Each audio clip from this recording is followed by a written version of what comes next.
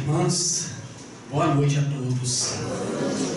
Que Jesus seja o soberano dos nossos corações. 7 anos de fundação do Lar Francisco de Assis. 7 anos de muito trabalho, de muitas lutas, mas também 7 anos de muito conforto, de muito consolo, de muitos esclarecimentos. 7 anos de conflitos, porque estar reencarnado é estar vivendo constantemente a crise de cair em si. E nessa crise de cair em si, e às vezes, quantos relacionamentos, quando chegam aos 7 anos, entram em crise, numa proposta da necessidade de se repensar o caminho que se trilhou até então e por onde se pretende trilhar daqui por diante. De alguma forma, esta é a proposta do nosso trabalho de hoje. Dado que vivemos os tempos da transição planetária, e é possível perceber o quanto o ser humano anda perdido, o quanto as aflições visitam os corações e as mentes, e muitas vezes as seduções do mundo são capazes de desviar o cristão da sua rota por excelência, que é o Evangelho de Jesus. Nós nos propomos na noite de hoje refletir por onde temos andado, o que temos buscado, para que finalmente nós possamos compreender aonde de fato está a nossa felicidade e de onde nós retiraremos a paz que tanto temos buscado. Precisamos nos perguntar: o que é felicidade? A felicidade é um estado durável de plenitude, satisfação e equilíbrio físico e psíquico, em que o sofrimento e a inquietude são transformados em emoções ou sentimentos que vão desde o contentamento até a alegria intensa ou júbilo. Temos manifestado este tipo de felicidade no nosso cotidiano? Vamos buscar conceitos filosóficos de felicidade e ver se nós nos identificamos parcial ou totalmente com um deles ou com todos eles. Para Aristóteles, a felicidade é um estilo de vida. O ser humano precisa exercitar constantemente o melhor que tem dentro dele. É preciso cultivar também a prudência de caráter e ter um bom daimon, boa sorte, para alcançar a felicidade plena. Por isso, a sua tese é conhecida como eudaimonia. Manifestamos este tipo de felicidade no nosso cotidiano? A felicidade segundo Epicuro. Epicuro era um filósofo grego que teve muitas contradições com os filósofos metafísicos. A diferença entre eles é que ele não acreditava que a felicidade provinha somente do mundo espiritual, mas também tinha muito a ver com as dimensões terrenas. Ele postulou o princípio de que o equilíbrio e a temperança davam origem à felicidade. Essa abordagem se reflete em uma das suas grandes máximas: nada é suficiente para quem o suficiente é pouco. Ele acreditava que o amor, ao contrário da amizade, não tinha muito a ver com a felicidade.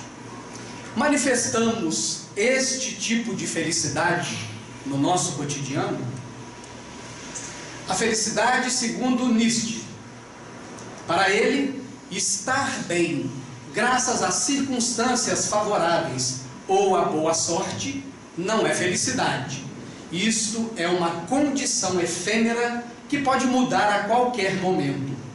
Estar bem seria uma espécie de estado ideal de preguiça, onde não existem preocupações e sobressaltos.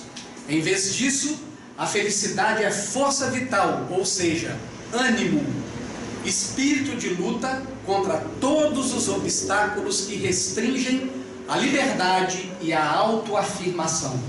Então, ser feliz é capaz de provar dessa força vital através da superação de dificuldades e criando formas diferentes de viver. Manifestamos este tipo de felicidade no nosso cotidiano? A felicidade para José Ortega y Gasset. Para Ortega y Gasset, a felicidade é definida quando a vida projetada e a vida real coincidem, ou seja, quando a vida que desejamos coincide com o que realmente somos. Este filósofo observou que, se nos perguntarmos o que é felicidade, encontraremos facilmente uma primeira resposta: a felicidade consiste em encontrar algo que nos satisfaça plenamente. Manifestamos este tipo de felicidade no nosso cotidiano? A felicidade para Slavoj Žižek. Este filósofo acredita que a felicidade é uma questão de opinião e não de verdade.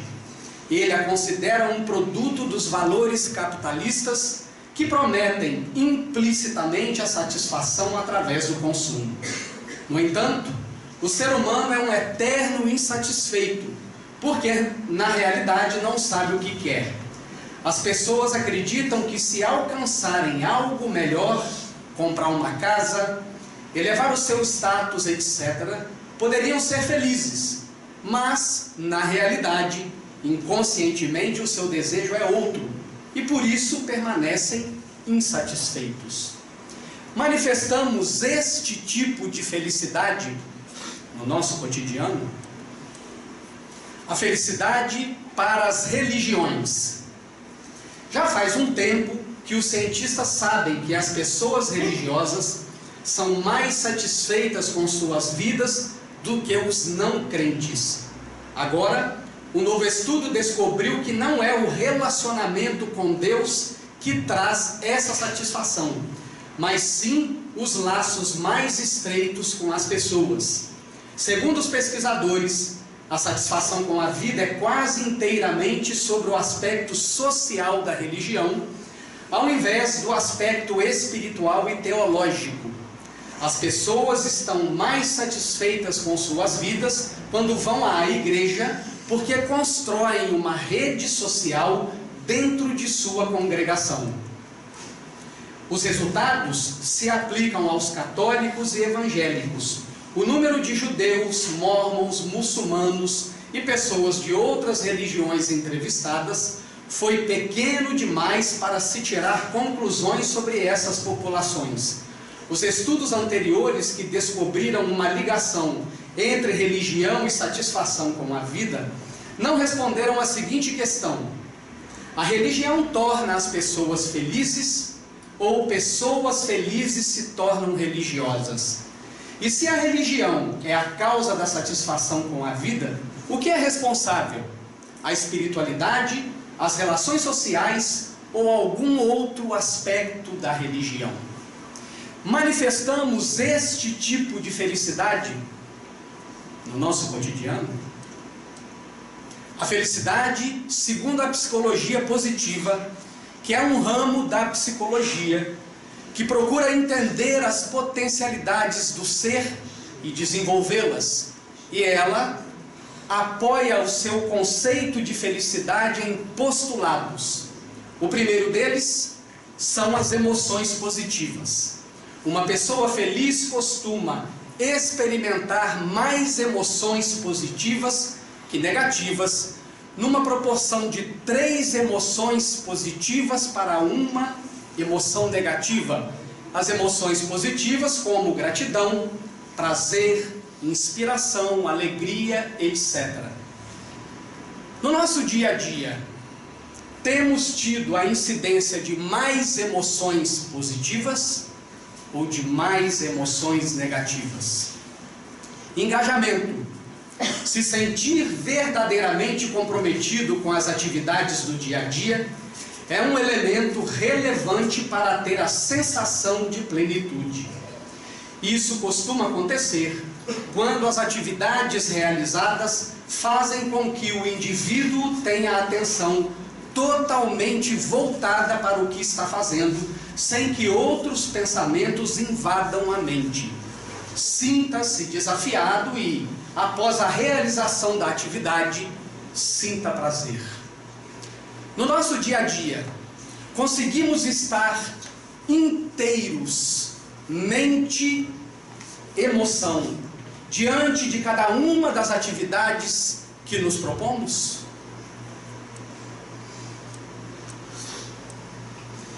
Relacionamentos positivos. Esse é, sem dúvida, o mais importante fator. Os relacionamentos saudáveis dão sentido à vida do indivíduo e podem o auxiliar em momentos mais desafiadores. Que tipos são os relacionamentos que nós mantemos atualmente? Eles são verdadeiras trocas que nos retroalimentam energética, emocional e psicologicamente, ou por conta do nosso enorme complexo de solidão, nós temos nos permitido os mais diversos níveis de relacionamentos abusivos. Propósito de vida é o sentido que o indivíduo dá à sua vida, que faz com que ele persista diante das dificuldades e busque seus objetivos e sonhos. Cada um de nós já descobriu o seu objetivo existencial? Já elegeu para si um defeito e a aquisição de uma virtude em torno dos quais acorda todos os dias e se programa para combater aquele defeito e adquirir aquela virtude? Conquista. A sensação de alcançar o que deseja é um importante ingrediente da felicidade para muitas pessoas. Essas conquistas podem ser das mais corriqueiras, como se superarem um treino físico, como podem ser grandes realizações de sonhos, como passar em um concurso público ou se formar em um curso de graduação. Malgrado todas as conquistas exteriores, já logramos iniciar a mais importante de todas as conquistas, a conquista de nós mesmos. Quando nós passamos por estes conceitos de felicidade, nós percebemos que aí falta o essencial. Em nenhuma destas propostas, o ser imortal, o espírito eterno que cada um de nós é, na linguagem psicológica, o self, está contemplado.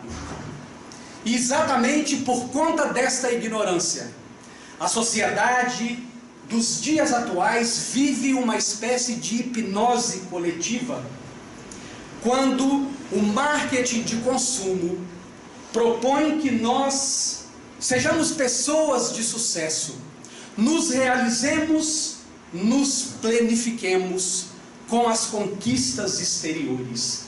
E basta perceber como eles conseguiram este objetivo através do padrão estético. A casa precisa ser elaborada de tal forma que ela projete no meio social a força do empoderamento das pessoas que moram naquela residência. A decoração dos interiores dá conta das minudências, expressando beleza de forma que quem visite aquele lar acabe de alguma forma encontrando ali a mensagem que o morador quer deixar do seu empoderamento.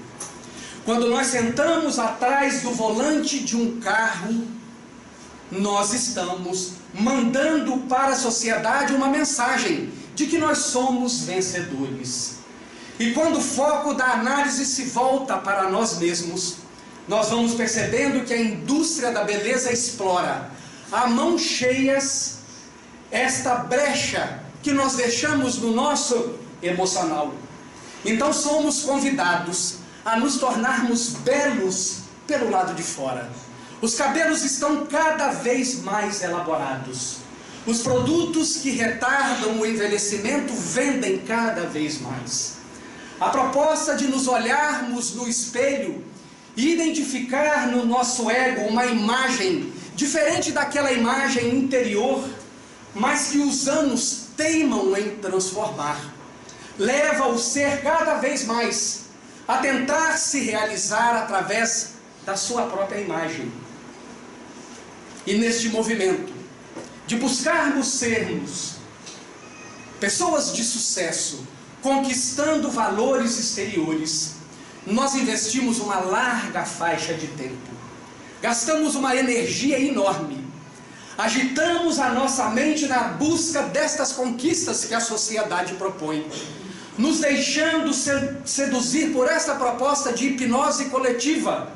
Realize-se do lado de fora, seja um ser de sucesso, alcance um lugar ao sol. E nós nos entregamos num frenesi que é possível observar nos dias atuais. Frequentem os consultórios médicos e nós vamos nos dar contas do que é que esta busca insana por aquilo que não é a nossa essência tem provocado a nível de adoecimento físico. Frequentem os consultórios psicológicos e psicanalíticos e teremos uma ideia do quanto essa busca frenética por aquilo que está do lado de fora tem adoecido as mentes. Nós dormimos, às vezes de 8 a 10 horas de sono no dia, e não conseguimos descansar.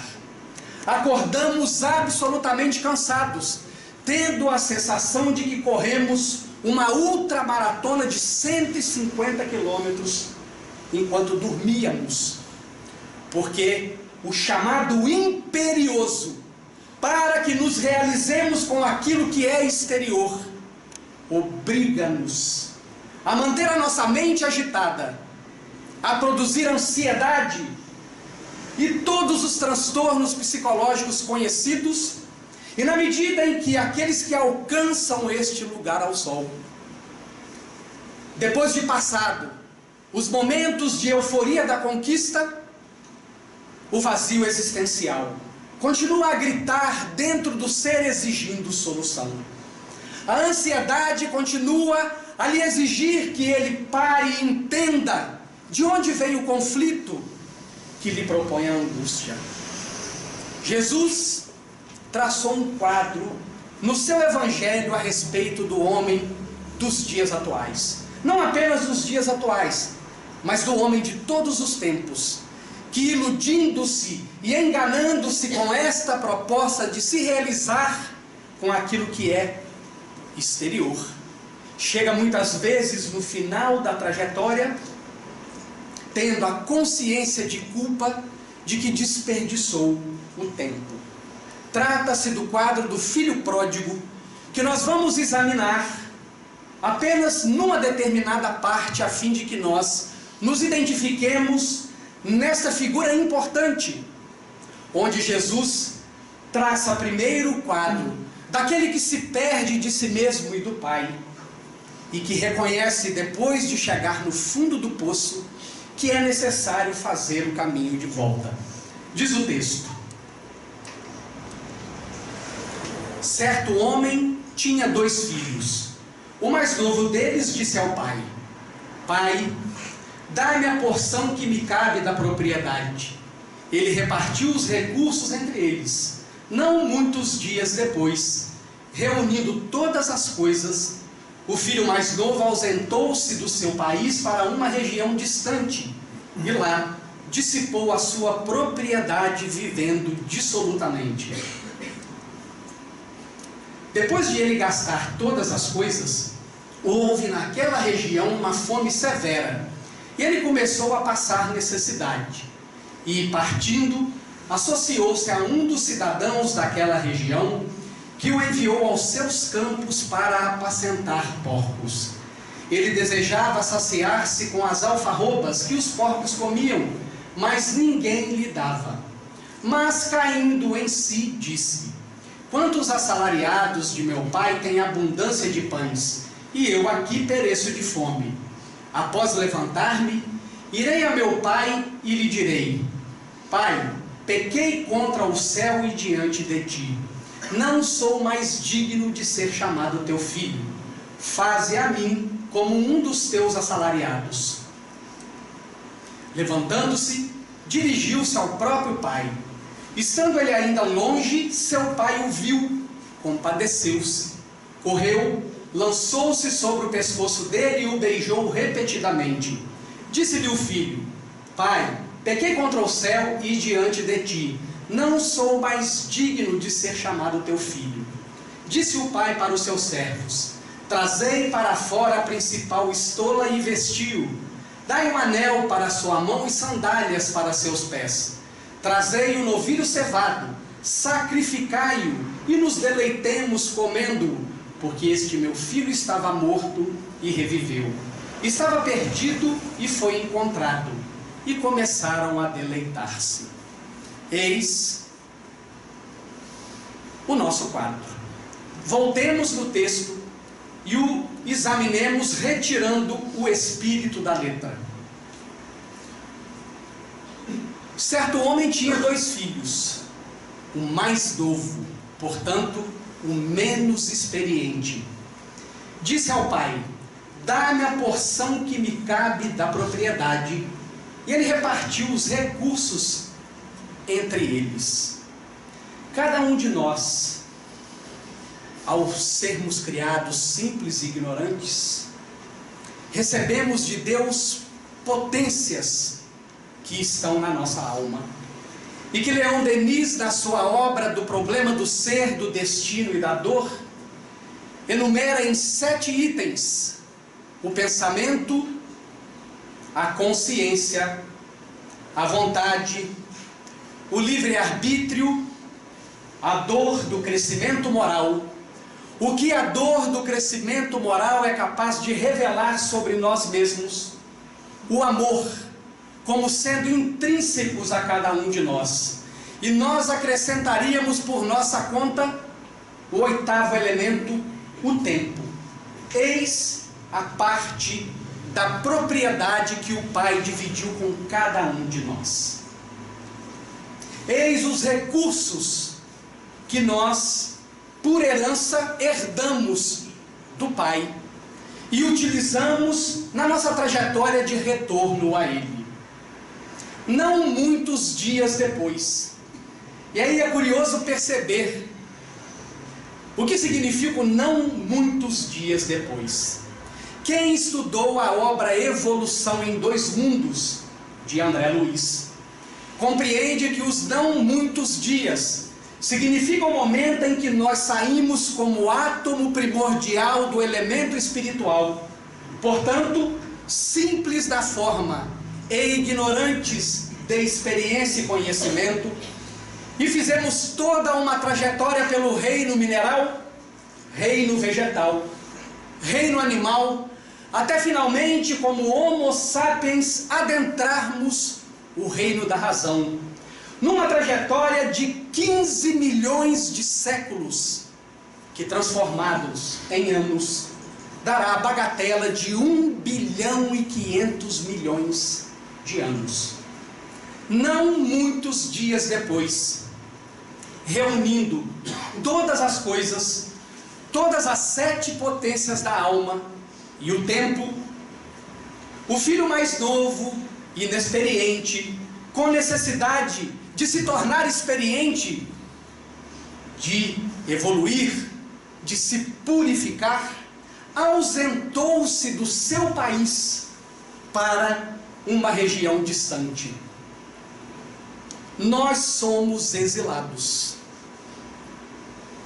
Não é por outro motivo que na página intitulada Melancolia em o Evangelho segundo o Espiritismo, o Espírito nos diz que existem dias em que nós acordamos com uma saudade não identificada, uma saudade inexplicável, e ele vai dizer que é saudade de casa, porque nós não somos daqui, aqui nós somos estrangeiros, nós estamos exilados da nossa pátria verdadeira, do local de onde viemos, e às vezes temos saudades deste lugar. Mas onde nós estamos possui tanta ilusão que muitos de nós, ainda que verbalizem que são espíritos imortais, não conseguem conduzir as suas vidas como tal. Comem, fazem sexo, possuem as coisas como se a vida verdadeira fosse esta. Como se depois do túmulo, tudo que nós lemos na literatura espírita fosse mitologia ou conto de fadas. Não fosse verdade, deixando uma enorme dúvida dentro de nós, levando-nos então de que é melhor gozar e aproveitar tudo que a vida material nos oferece, pois pode ser que o depois do túmulo não aconteça. E então nós entregamos o pensamento, a consciência, a vontade, o livre-arbítrio, a dor do crescimento moral, a revelação pela dor, o amor e o tempo para conquistar aquilo que escorrerá por entre os nossos dedos feito areia. Que nós não levaremos para o outro lado da vida, para a pátria verdadeira. E a arqueologia nos mostrou isso. Quando as tumbas dos faraós egípcios foram descobertas, lá estavam as múmias, lá estavam os serviçais do faraó. Perceberam que ser serviçal do faraó não era bom negócio, porque quando o faraó morria, tinha que morrer junto. Os pertences pessoais do faraó, joias, porcelanas, chegaram ao túmulo. É verdade, a arqueologia comprovou isso, mas não chegaram à pátria verdadeira. Todo investimento de tempo naquilo que não é eterno é desperdício, é dissipar a sua propriedade vivendo dissolutamente. Cada vez que nós não privilegiamos nas nossas escolhas o ser eterno que nós somos, nós estamos vivendo dissolutamente, empregando as potências da nossa alma e o tempo naquilo que é perecível, que é passageiro, que nós não levaremos para a pátria verdadeira. E o texto continua: depois de ele gastar todas as coisas, houve naquela região uma fome severa e ele começou a passar necessidade. A psicologia aponta que o ego na primeira metade da vida está voltado para o lado de fora.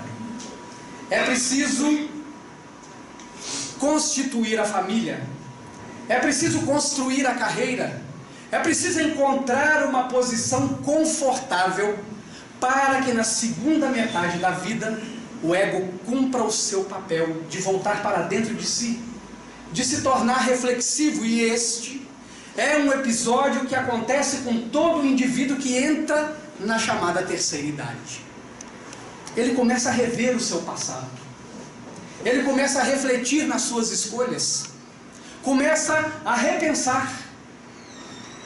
E aí, muitas vezes ele se dá conta de que ele gastou os minutos preciosos do tempo, gastou a energia corporal, o fluido vital, com aquilo que não construiu nada de nobre, nada de útil dentro de si, que não lhe ampliou a consciência, nem lhe trouxe a paz, que ele tanto buscou colocar nas conquistas exteriores. E quando o indivíduo chega neste ponto, ele se torna um necessitado. Olhemos para os nossos dias atuais. São dias de uma fome severa. Fome de paz. Fome de harmonia. Fome de fraternidade, de solidariedade. A crise que nós observamos nos dias de hoje, em escala mundial, não é apenas uma crise econômica, ou muito menos uma crise política ou de emigração. É a mais profunda crise de valores a que o homem está sendo obrigado a enfrentar. Ele está se dando conta de que a casa bonita não o pacificou, de que o carro bonito não o pacificou, de que a roupa bonita não o pacificou, e ele se pergunta o que é que está errado.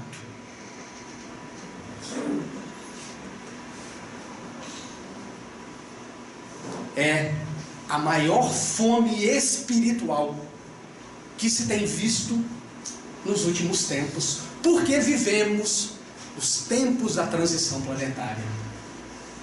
Vivemos a grande crise de valores, anunciada por Kardec em A Gênese, no capítulo 17, no capítulo 18, quando ele aborda a nova geração e os sinais dos tempos que são chegados. É essa crise que o filho pródigo está vivendo. E a solução que ele dá é: associou-se a um dos cidadãos daquela região, que o enviou aos seus campos para apacentar porcos. Ele desejava saciar-se com as alfarrobas que os porcos comiam, mas ninguém lhe dava. Eis a crise. Na cultura judaica, o porco é um animal impuro. Imaginem a comida do porco.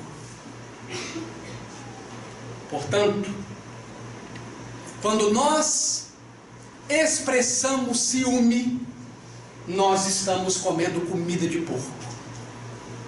Quando nós expressamos inveja, nós estamos comendo comida de porco.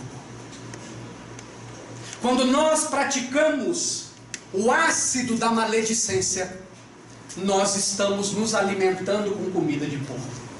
Quando o sexo é mera sensação e não a cristalização do amor entre aqueles que trocam a energia sexual, nós estamos comendo comida de porco. Quando nos vestimos belamente e nos comparamos com o outro, achando que somos mais bonitos, mais inteligentes, que Deus nos privilegiou, porque a nossa profissão é melhor do que a do outro, a casa é melhor do que o outro, o carro é melhor do que o outro. Comida de porcos. É o que nós temos trazido para dentro de nós, para alimentar o ser eterno que nós somos. Por isso a crise de valores. E quando o filho pródigo se deu conta de que este alimento ele saciava por um curto espaço de tempo, e na sequência estava lá fome de novo, pois ele não encontrava satisfação plena, ele entrou na crise mais importante que o ser humano precisa se permitir viver: a crise do cair em si. É importante examinarmos nas personagens do Evangelho o que foi que a crise do cair em si provocou na vida deles. Jesus avisara a Pedro: essa noite, antes que o galo cante, tu me negarás por 3 vezes. Pedro desenhou muito parecido conosco. Quando a espiritualidade nos manda mensagens, quando nós lemos as obras básicas, os romances, e na medida em que nós vamos lendo, ao invés de nós nos estudarmos através do texto que estamos lendo, nós vamos encaixando na leitura o fulano, beltrano, cicrano. O texto se encaixa para todo mundo, menos para mim. E quando o galo cantou, Pedro caiu em si. Quem aqui já estudou a Bíblia? Levante a mão, por favor. Só um? Dois. Muito bem. Quem estuda a Bíblia vê um perfil psicológico dos apóstolos nos evangelhos. Quando ele vai ver os apóstolos, nos Atos dos Apóstolos são outras pessoas. O indivíduo que cai em si reconhece que os seus passos trilham um caminho que o leva para longe do Evangelho de Jesus. O discurso e a ação de Pedro eram dissonantes quando ele dissera que iria com Jesus até as últimas consequências. Mas no momento em que ele foi reconhecido como um dos seguidores do Nazareno, a sua ação desmentiu o seu discurso. Ele caiu em si neste momento. E o Pedro que nós vamos encontrar nos Atos dos Apóstolos vai nos deixar a mensagem derradeira, colocada em forma de poesia por Tim e Vanessa, de não aceitar morrer na mesma posição do seu mestre, por não se julgar digno. Quando Madalena vai procurar Jesus, atrás do amor carnal, e se vê envolvida pelo profundo magnetismo do Cristo, ela cai em si. Se deu conta de que ali estava o amor que alimentava para sempre. Conforme o próprio Cristo asseverara, no diálogo com a mulher na cidade de Sicar, na Samaria, no poço de Jacó: se você souber quem é este que te pede água, você lhe pediria água, e eu lhe daria uma água da qual você nunca mais sentirá sede. Madalena caiu em si e nunca mais foi a mesma. Quando Saulo, no lombo do camelo, documentado para matar em Damasco Ananias e os outros cristãos, narra Emmanuel na obra Paulo e Estevão que uma força o obrigava a fazer uma reflexão, e no lombo do camelo, sem que ninguém percebesse, ele começa a fazer uma introjeção desde a sua infância, um insight, percorre toda a sua vida, até chegar naquele momento glorioso que o céu se rasga ao meio, na sua visão mediúnica, e o Cristo aparece glorioso diante dele, e ele cai do camelo. Saulo nunca mais foi o mesmo. O cristão que não vive a crise do cair em si, não se transforma. E percebamos os passos que Jesus dá. Mas caindo em si, primeiro, uma reflexão do momento em que se vive.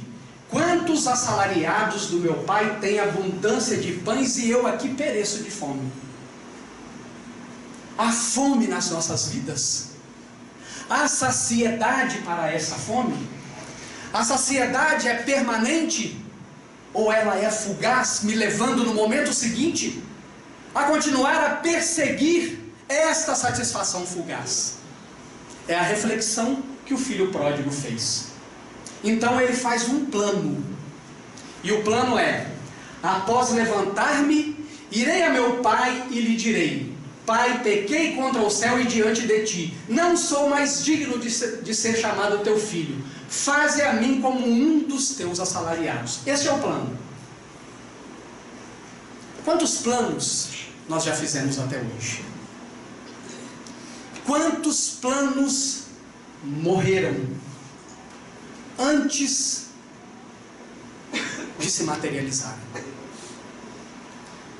Quantas iniciativas nós tivemos e não tivemos terminativa, como dizia um amigo de Guaçuí. Quantos projetos nós desistimos porque não contemplamos o planejamento e a organização? E diante da primeira dificuldade, do primeiro obstáculo, desertamos, sem dar contas do enorme prejuízo que nós levamos àqueles que não desistiram. O filho pródigo fez um plano. E olha que interessante, prestem atenção no verbo que Jesus usa no plano do filho pródigo. Está ali. Após levantar-me. Aonde foi que antes, no texto que nós examinamos, está escrito que o filho pródigo está deitado, sentado, agachado, ou em qualquer outra posição em que ele necessitasse levantar-se?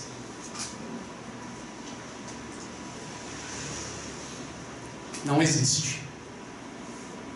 O que Jesus está dizendo é que quem vive para os valores da matéria, para conquistar aquilo que está fora de si, para que isto seja o prêmio, o alimento, a água, dorme para os valores do Espírito. Numa das epístolas de Paulo, nós vamos encontrar um chamado contundente: desperta, ó tu que dormes. Quando o filho pródigo levanta-se, ele agora inverteu os valores. Entendeu que a sua trajetória aqui deve ser buscar primeiro o reino de Deus e a sua justiça, e todas as nossas necessidades materiais serão contempladas. Quando o indivíduo coloca esse objetivo e organiza a sua vida material em torno deles, ele se levanta. Por isso, Jesus usou o verbo levantar. E percebamos que no planejamento há a necessidade de um confessar. O filho pródigo teve vontade de confessar a seu pai os seus desmandos, os seus equívocos. Por isso, em o Evangelho segundo o Espiritismo, questões 919 e 919A, tanto quanto na introdução da obra O Ser Consciente, da veneranda Joana de Ângeles, há a proposta do exame de consciência. Confessar para o Deus interno que cada um de nós traz dentro de si os equívocos. Reconhecer esses equívocos sem máscaras, sem deterioração, sem julgamentos, sem justificativas, sem culpa, apenas descobrindo-se, para que no dia seguinte possamos nos organizar para combater o erro que nós percebemos no exame de consciência. O confessar está ali. Irei a meu pai e lhe direi: Pai, pequei contra o céu e diante de ti. Não sou mais digno de ser chamado teu filho. Faze a mim como um dos teus assalariados. O plano do filho pródigo é colocado em prática. E aqui está uma das coisas mais importantes da passagem, no primeiro período do texto. Levantando-se, dirigiu-se ao seu próprio pai. Eis o trecho mais importante de toda a passagem. Ele planejou levantar e levantou-se. Mas olha que curioso, dirigiu-se ao próprio pai. Pergunto a vocês, e não é pergunta retórica, ou seja, eu faço e eu mesmo respondo. Eu pergunto para vocês responderem realmente. Onde está o pai? Onde está Deus? Respondam-me, me ajudem. Onde está Deus? O Deus está dentro de nós. O Pai está dentro de nós. O filho pródigo se levanta e busca Deus dentro de si. O reino de Deus não vem com sinais exteriores. porque Ele está dentro de nós. O mundo de regeneração não é um mundo que virá de fora para dentro.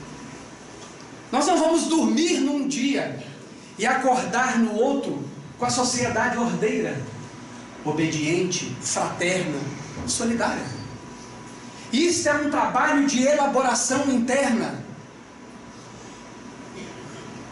buscando o Cristo cósmico, a proposta de purificação de Deus na vida de cada um de nós, o Espírito eterno que cada um de nós é. E sem que nós busquemos, olha a palavra, dirigiu-se, o filho pródigo achou a estrada, achou o rumo, estabeleceu o ritmo, sabe por onde está indo, não se permite mais desviar da rota do caminho. Nenhuma sedução do mundo é capaz de tirá-lo da estrada que ele agora reconhece como sendo a única capaz de lhe trazer a paz da consciência. Ele se dirige ao Pai, estando ele ainda longe. Por que ainda longe? Porque do momento em que nós decidimos pelos valores do Espírito, até nós nos tornarmos puros espíritos, é um longo trecho que nós precisamos percorrer. No entanto, precisamos compreender que cada fase da evolução é mais curta do que a outra. Estudar doutrina espírita nos ensina isso. O planeta Terra foi mundo primitivo desde a sua fundação há 4,5 bilhões de anos atrás, até 200 mil anos atrás, quando o Homo sapiens racional, possuidor de livre-arbítrio, dá os seus primeiros passos na crosta terrestre. Em 200 mil anos, nós iniciamos a transição para os mundos regeneradores.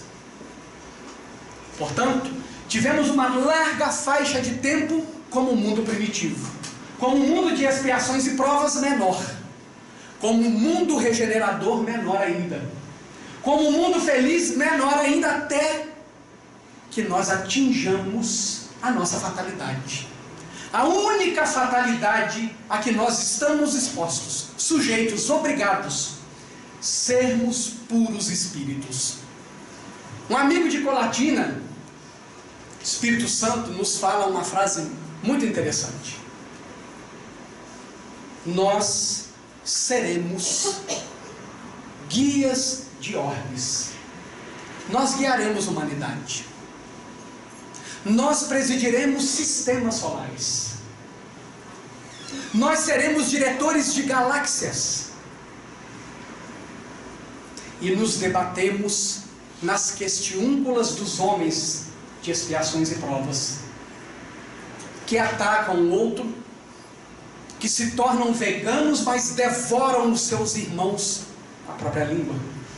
Nenhuma crítica a quem se torna vegano, pelo amor de Deus. Crítica a quem devora o outro, achando que o espírita que come carne não é espírita, mas esquece-se que muitas vezes se come a oportunidade do outro, se mata Jesus dentro do outro, mata a oportunidade do outro, mata a esperança do outro, mata a oportunidade do outro. Jesus continua. Estando ele ainda longe, seu pai o viu. Olha que linguagem emocional que Jesus nos propõe. O pai o viu, compadeceu-se, correu, lançou-se sobre o pescoço dele e o beijou repetidamente. Essa é a ideia de uma festa.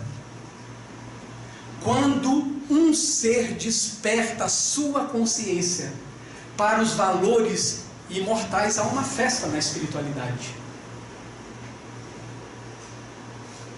Uma grande festa. Menos um. Ou mais um que despertou a consciência. E aí Jesus continua. Disse-lhe o filho, aí é o momento em que ele agora vai fazer a confissão: Pai, pequei contra o céu e diante de ti, não sou mais digno de ser chamado teu filho. Disse o pai para os seus servos, presta atenção: trazei para fora a principal estola e vestiu. É material, é uma roupa.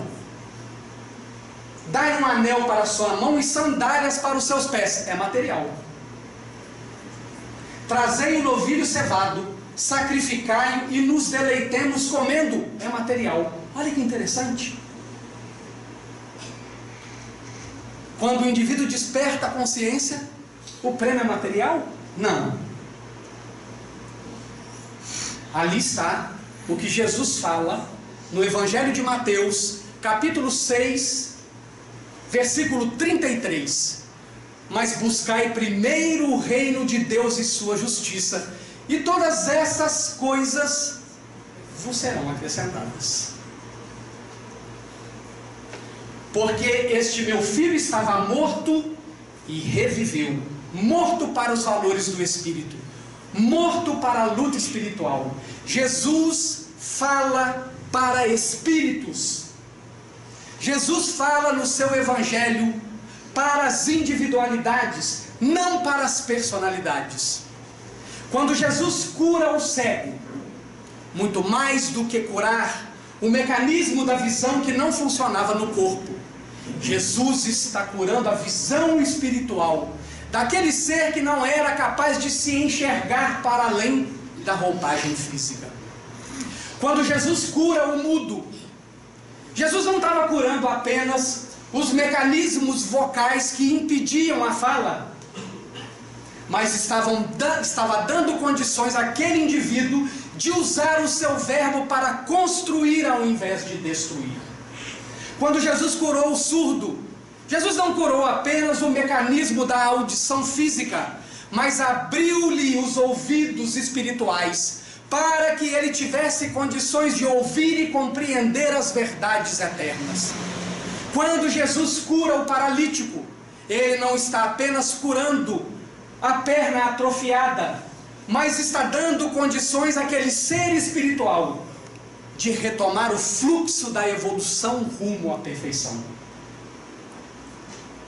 Então, o indivíduo morto, na figura que Jesus coloca, é aquele que ainda não se entendeu e não se sentiu como ser imortal. O indivíduo que está perdido porque não se encontrou, está querendo se encontrar nas coisas exteriores. E isso só é possível quando ele se encontra consigo mesmo. Nós estamos aqui diante de dois tipos de cansaço. O cansaço da primeira fase, quando nós gastamos os bens dissolutamente, é o chamado cansaço inútil. E ele é inútil porque ele não traz transformação moral. Este cansaço inútil não se encaixa na fala de Jesus: vinde a mim, todos vós que estáis cansados e oprimidos, e eu vos aliviarei. Por uma razão muito simples: Jesus não vai aliviar o corrupto para que ele continue corrupto. Jesus não vai aliviar o criminoso para que ele continue criminoso. Jesus não vai aliviar o viciado para que ele continue viciado. Por isso, a necessidade da crise do cair em si. Porque quando o indivíduo começa a se iluminar, ele se cansa. Quem leu a obra Paulo e Estevão vai perceber o envelhecimento precoce de Paulo, dado às lutas a que ele se submeteu na sua jornada de autoiluminação. Este cansaço desta luta é o cansaço útil, é o cansaço que Jesus alivia. Tragamos isso para a nossa realidade e vamos compreender que muitos de nós temos vindo ao centro espírita propor a Deus e a espiritualidade uma espécie de teologia da prosperidade. Se eu me tornar trabalhador ou frequentador do centro espírita, a crise não me alcançará. Se eu frequentar o centro espírita, a minha vida familiar não sofrerá tribulações. Isso se chama teologia da prosperidade. Porque a paz que Jesus nos propõe não é a paz do mundo. Ele disse isso. Eu vos dou a minha paz, mas não é a paz do mundo. Vamos entender qual é a paz que Jesus nos propõe? No livro Caminho, Verdade e Vida, aqui não está o texto inteiro, Emmanuel, examinando o Vinde a mim, diz o seguinte: o paraíso já estaria na terra se ninguém tivesse razões para chorar. Considerando assim, Jesus, que era o mestre da confiança e do otimismo, chamava ao seu coração todos os que estivessem cansados e oprimidos sob o peso dos desenganos terrestres. Portanto, se eu não reconheço os desenganos materiais da minha vida, não tem alívio, porque não há crise do cair em si, não há consciência da mudança, não há o desejo que vibra do imo do ser para dizer a si mesmo: basta, cansei de ser quem sou, cansei de me permitir a ilusão, cansei da psicologia do mundo, que quer ícones, que quer ídolos, que quer conquistadores onde ela possa se espelhar. Percebemos aí o mecanismo psicológico da identificação. Identificamos no sucesso do time do futebol o sucesso que nós gostaríamos de ter. Identificamos na ideologia política a nossa linha de pensamento sobre o que é melhor para a sociedade. Projetamos isso. E nos esquecemos do que nos diz a questão 625 de O Livro dos Espíritos. Qual foi o tipo mais perfeito que Deus nos ofereceu para ser nosso modelo e guia? Jesus. Eis o nosso ídolo, eis o nosso ícone, eis o nosso mapa, eis o nosso roteiro, eis aquele em que, conectando o nosso coração ao dele, todas as coisas se farão novas. Então, o primeiro parâmetro para sermos aliviados por Jesus é reconhecer os desenganos a que nós temos nos permitido. O segundo parâmetro, vai nos dizer Emmanuel, é o cansaço experimentado por amor ao Cristo converte-se em fortaleza, e as cadeias levadas ao seu olhar magnânimo transformam-se em laços divinos de salvação. Não nos iludamos, questionemos-nos. Estar aqui hoje, ocupando a tribuna espírita, quem eu estou promovendo? João da Rocha Filho ou a Jesus? Quando eu cedo a minha instrumentalidade mediúnica para que a espiritualidade inferior encontre o conforto, o consolo, o esclarecimento, e a espiritualidade superior verta através de mim as mensagens de esclarecimento, a quem eu estou servindo? Porque Jesus nos diz: não é possível servir a dois senhores, porque vamos agradar a um e desagradar o outro. Não é possível servir a Deus e a Mamon, ou é um ou é outro. Então, o cansaço experimentado por amor ao Cristo converte-se em fortaleza. Então nós começamos a entender como é que nós vamos sentir alívio para as nossas dores, para os nossos conflitos. Caracterizam-se as lágrimas através de origens específicas, quando nascem da dor sincera, O que é a dor sincera?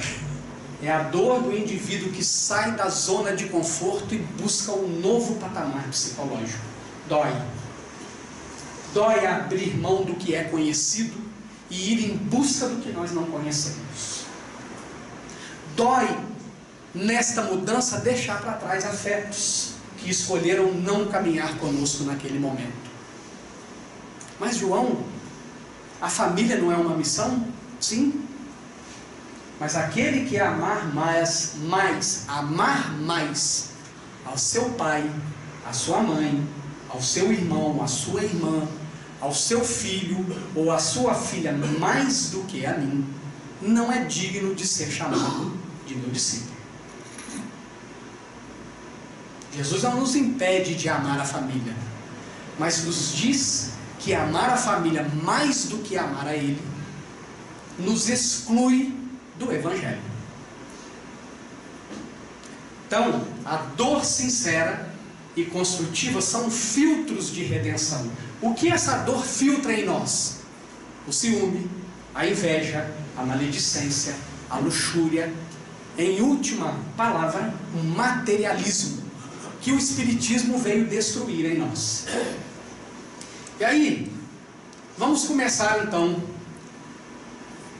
a fazer uma proposta nova de felicidade para nós. Está lá na questão 922. A felicidade terrestre é relativa à posição de cada um. O que basta para a felicidade de um constitui a desgraça do outro. Haverá, contudo, alguma soma de felicidade comum a todos os homens? Eis a resposta.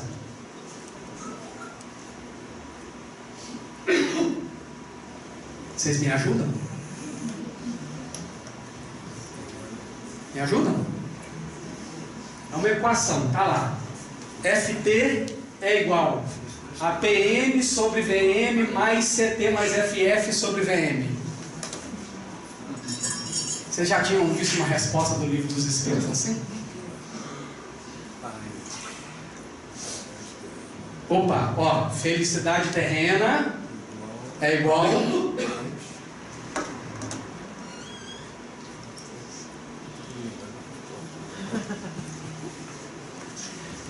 felicidade terrena é igual a, em relação à vida material, a posse do necessário.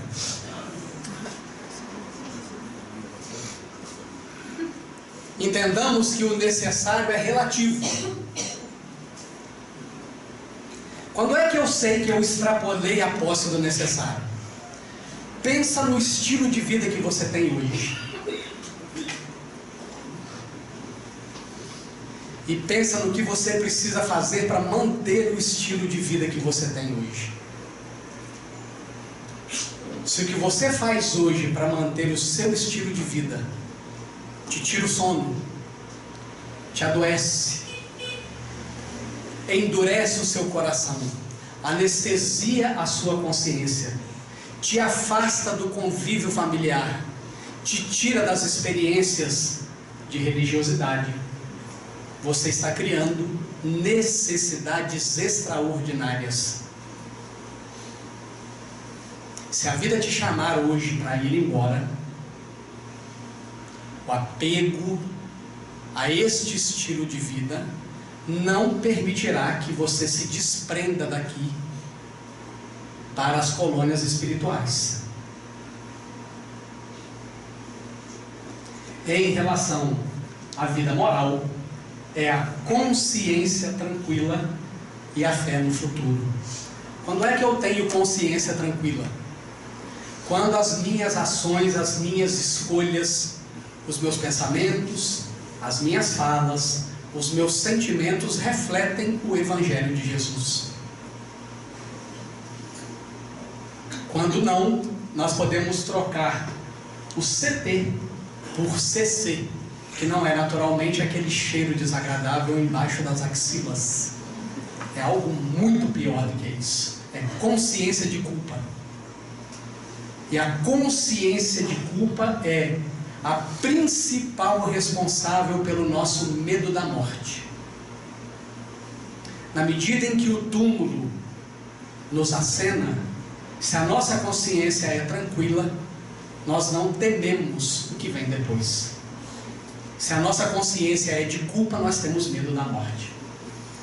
Então aqui está uma proposta de felicidade, de paz. Quem de nós educou seus filhos por essa proposta? Quem de nós norteia seus passos no momento atual da sua trajetória por essa proposta de paz? Se identificamos que os nossos passos são dissonantes em relação a essa proposta, há tempo de corrigir, porque a paz com Cristo é essa daqui, ó. Segunda Epístola aos Coríntios, capítulo 4. Não proclamamos a nós mesmos, mas o Cristo Jesus Senhor. Quanto a nós mesmos, apresentamo-nos como vossos servos por causa de Jesus.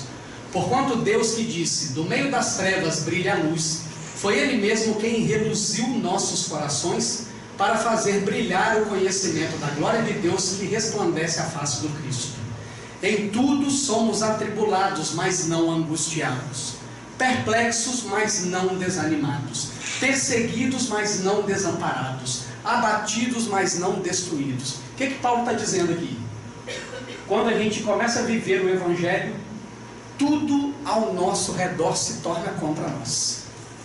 Familiares nos abandonarão, nós seremos incompreendidos, as coisas do trabalho vão piorar,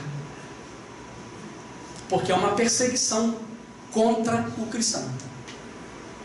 Se nós não vivemos isso como cristãos, se a nossa vida está em banho-maria, algo está errado.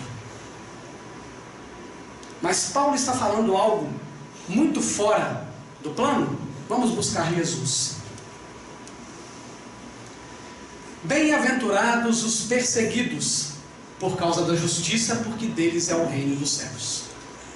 Bem-aventurados sois vós quando vos injuriarem e perseguirem, e mentindo disserem todo mal contra vós por causa de mim.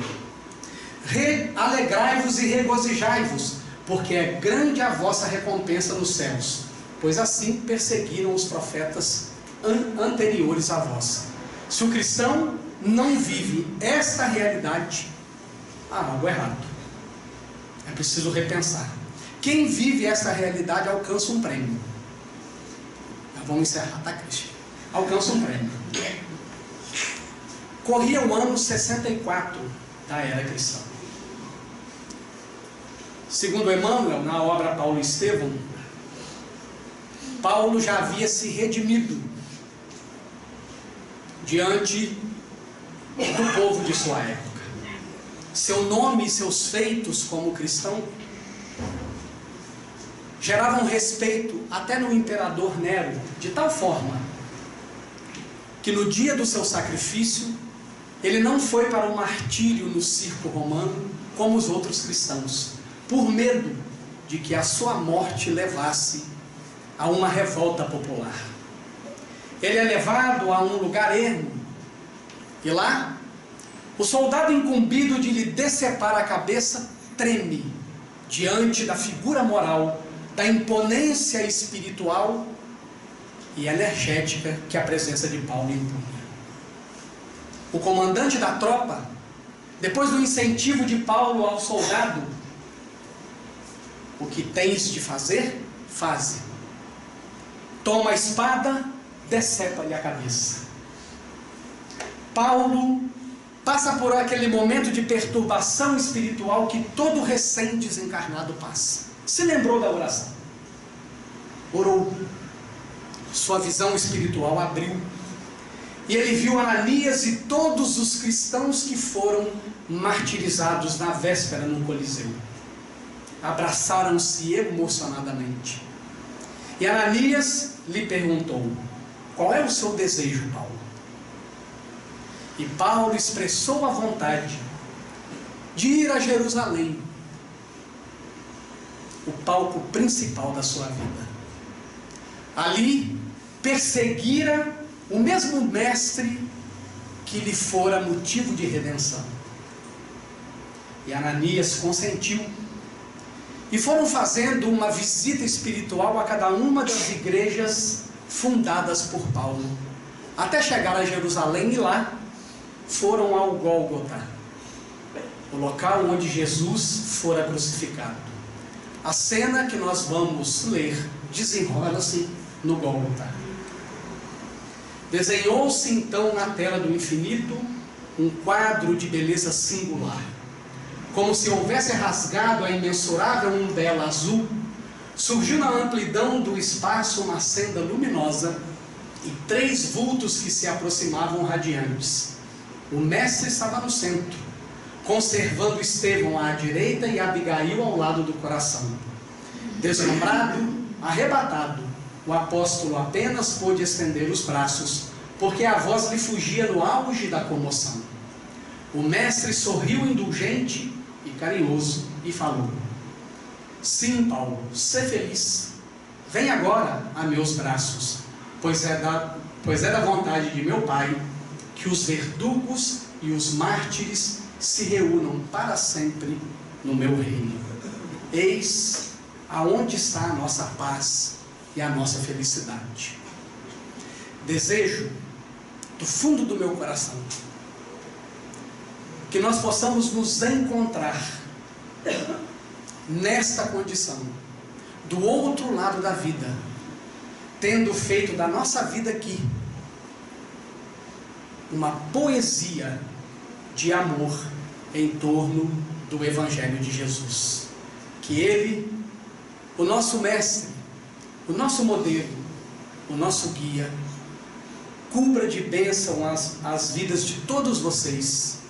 Envolvam o Lar Francisco de Assis, para que muitos 7 anos de comemoração se descenda e que cada vez mais possamos entregar as nossas vidas a Jesus. Muito obrigado.